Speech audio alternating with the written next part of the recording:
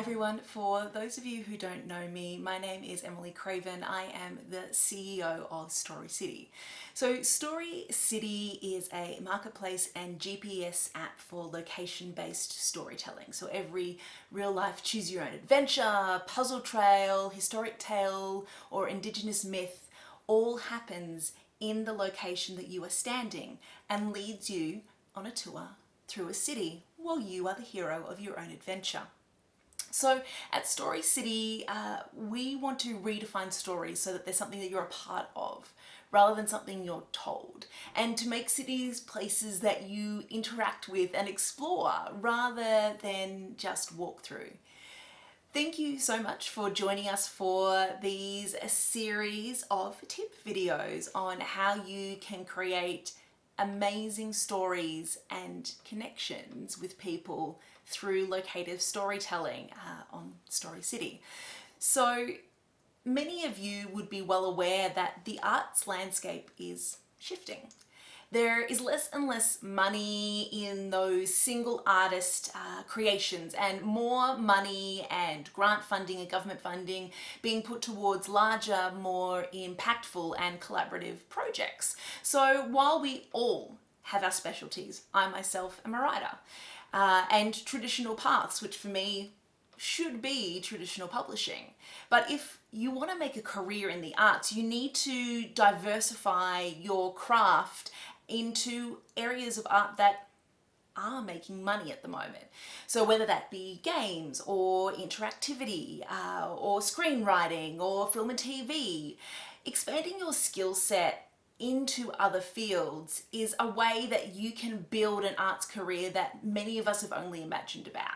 And that way, when you diversify, if a funding drought comes through in one area of your craft, then you have other projects to prop you up.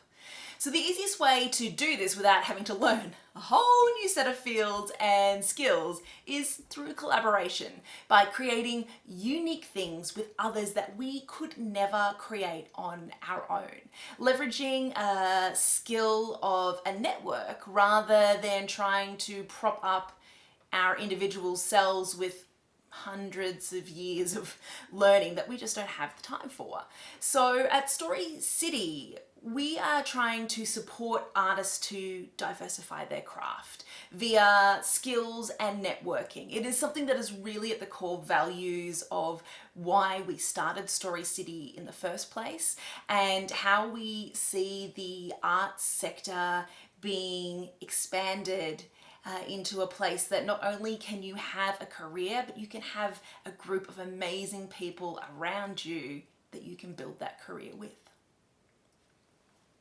So in this video, we're going to give you a little bit of an intro into the history of Story City. I started Story City around about 5 years ago in response to the fact that as an emerging artist, I found almost no opportunities in the city I was living, which was Adelaide in Australia. It was home to over 1 million people, and there were no opportunities for emerging artists to actually get published there. And people were moving away to the cities like Sydney and Melbourne to have their careers. And I thought it was mad that we were essentially draining all of this wonderful cultural talent to all of these major cities, when Adelaide had so many wonderful people in their backyard making amazing things.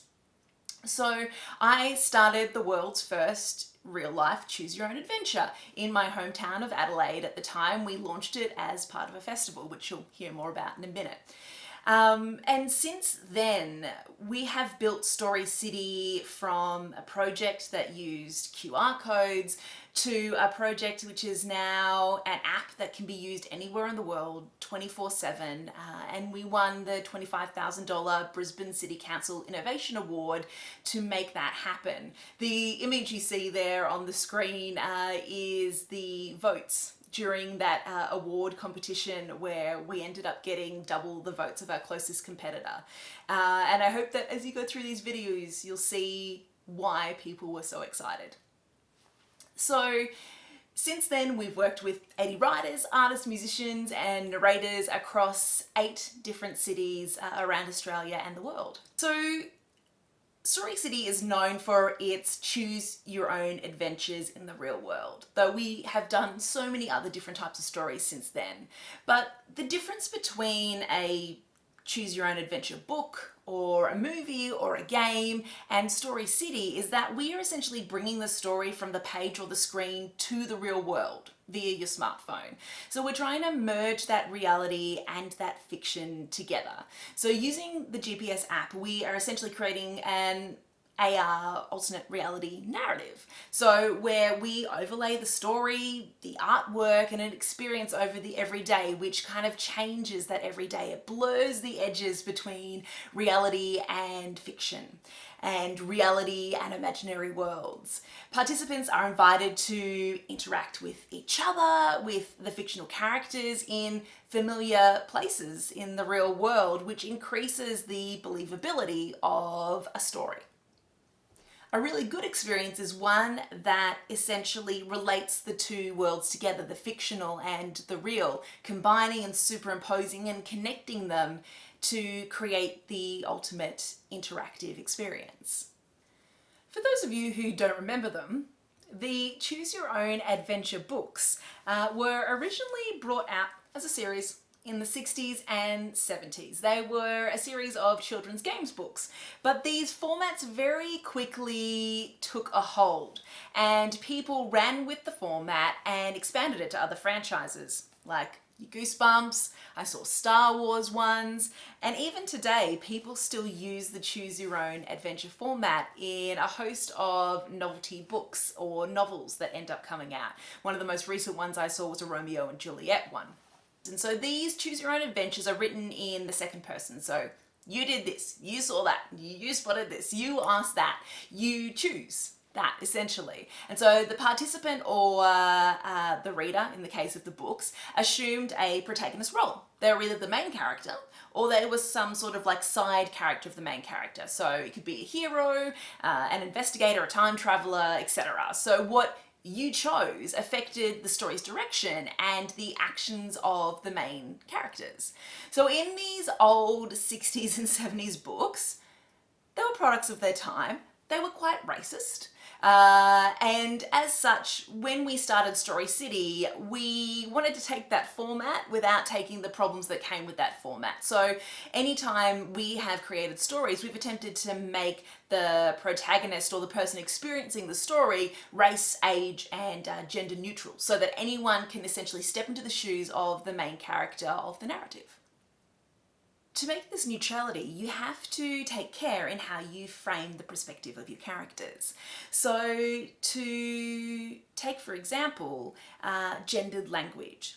So in Australia, we have a saying when you like tackle someone, you rugby tackle somebody, but that is a very male related phrase, whereas a lot of women are very unlikely to rugby tackle somebody. So even those tiny things in language can change the neutrality of a character and knock people out of the believability. In fact, the reason why I picked that description was that somebody sent in a feedback complaint about it, saying that they had been knocked out of the story because they would never rugby tackle somebody.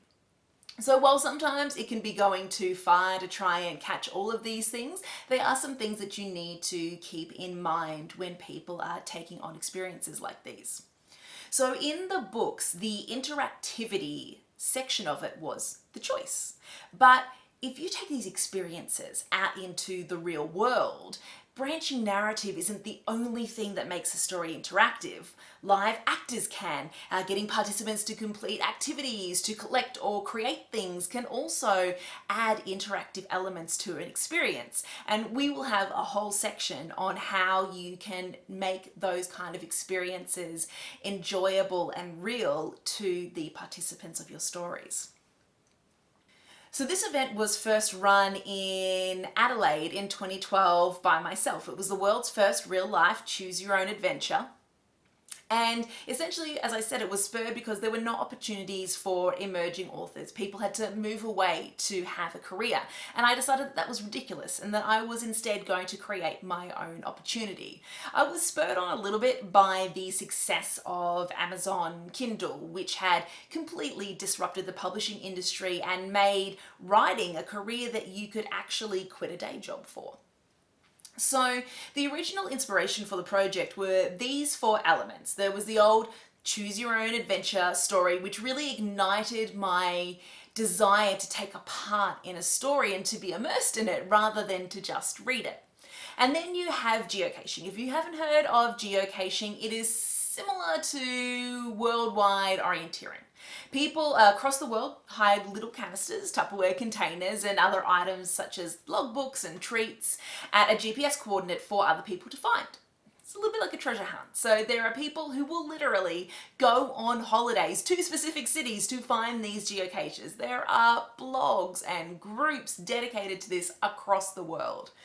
Then you have the Wanderlust app, which was created by a pair of developers due to an issued challenge to bring something interesting and new to the South by Southwest conference in Austin.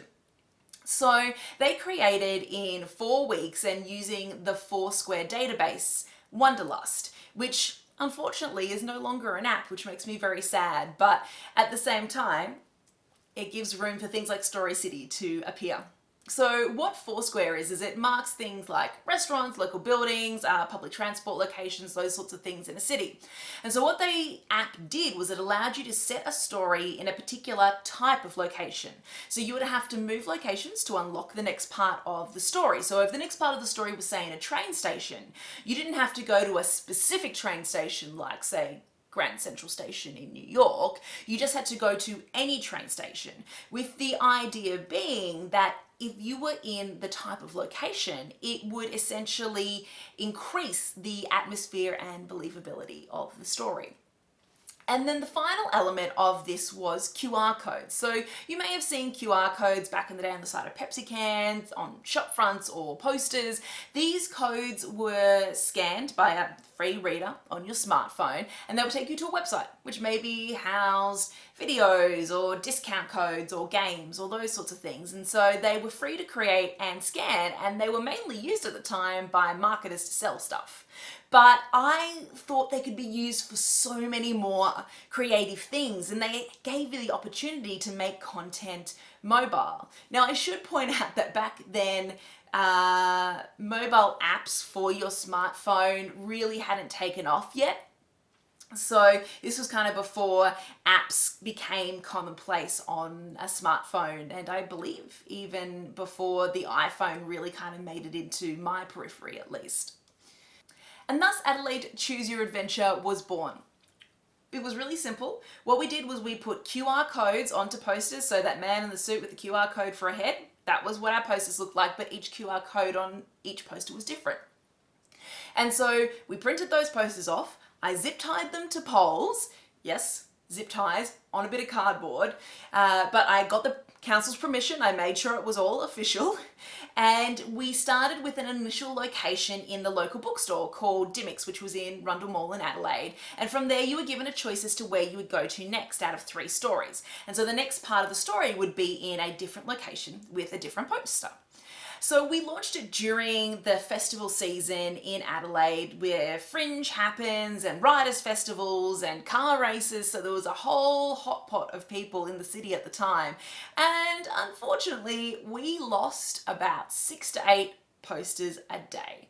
So I'm pretty sure maybe 8 people finished this, but it was incredibly popular. We had over several hundred people sign up to the Facebook page within 24 hours. We had people posting photographs of them doing the adventures. And what we ended up doing was we ended up producing a map which had all of the QR codes around it so that people could print it off and take it with them. And if they found that a poster was missing, they could use the map to do it.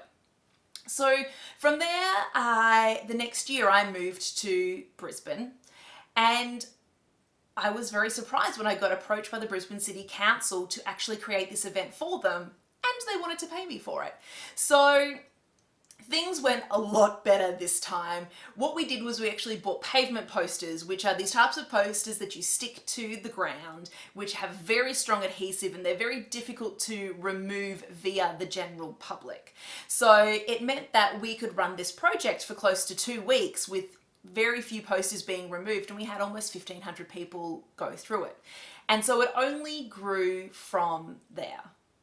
What we discovered about making these stories for location was really interesting.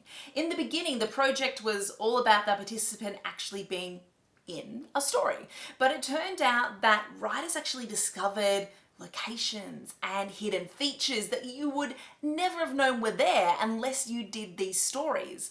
And so not only did they discover them, but the people who were doing the adventures discovered them.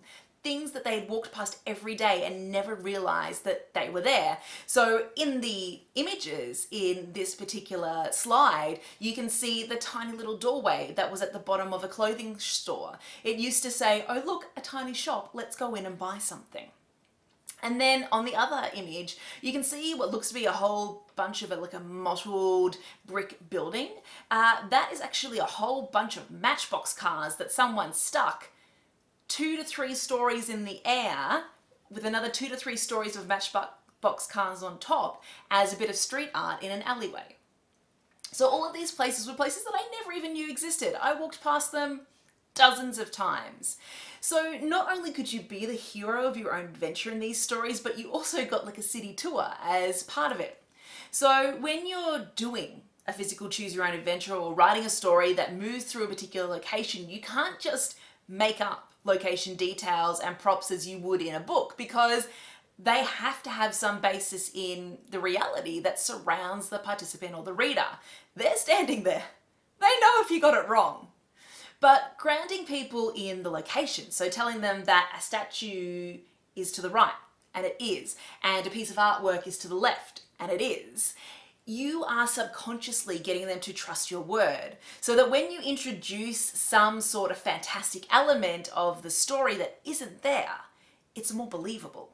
So we started digging into the quirks of Adelaide, the locations where interesting features had gone unnoticed by normal pedestrians, because there was no point in setting a part of the story on a random street corner or in some boring park. People only follow novelty so far.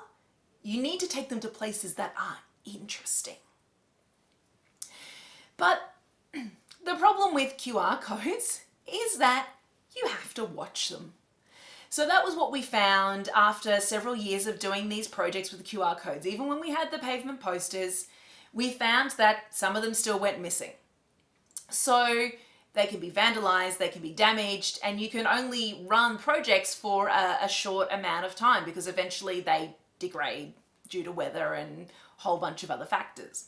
So this is why Story City applied for a grant to turn the project into a locative storytelling app. So you can host stories 24/7, you don't need to keep an eye on anything physical, and it allows you to place a digital layer over almost any city in the world.